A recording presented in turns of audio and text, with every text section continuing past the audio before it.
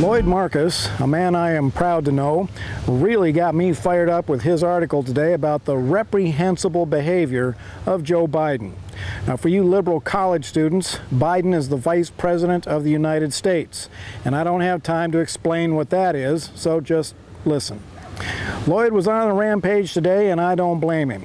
While speaking to a group of mostly black civil rights leaders, Biden claimed that 83 times this year, Republicans have tried to curtail voting rights for blacks. That is not only ridiculous, it is an evil, self-serving lie by a devious, sinister man. What the Republicans did was try to ensure free and fair elections by requiring ID to vote, thus clamping down on Democrat voter fraud. It is shameful that the Democrats think that obtaining an ID card is too difficult for blacks. Gee, who do you think the real racists are in this country? Obviously, the Democrats' game plan is to tear open the old wounds from the 1960s civil rights movement and pour salt into them to motivate blacks to vote Democrat this November, to vote against their perceived white racist enemies.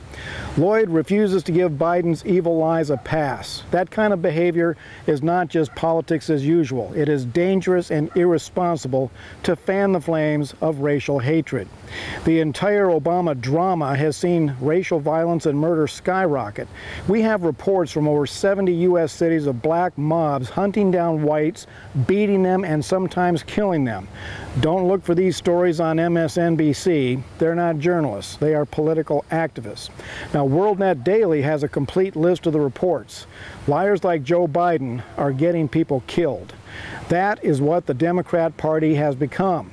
I cannot understand why any thinking person with any moral standards can call themselves a Democrat.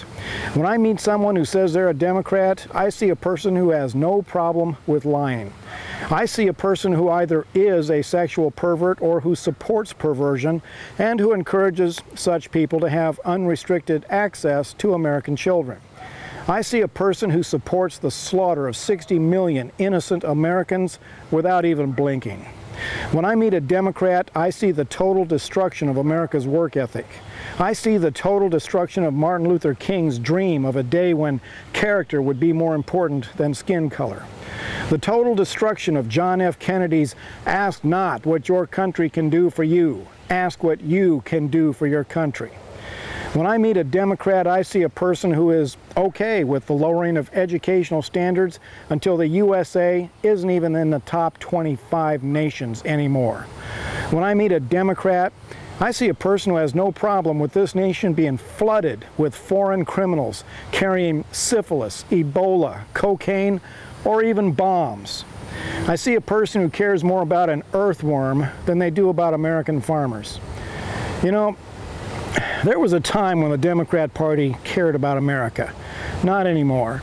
I was once chastised by a Tea Party group because I said the liberal left are bringing America down. They said that they knew a lot of patriotic Democrats. Really?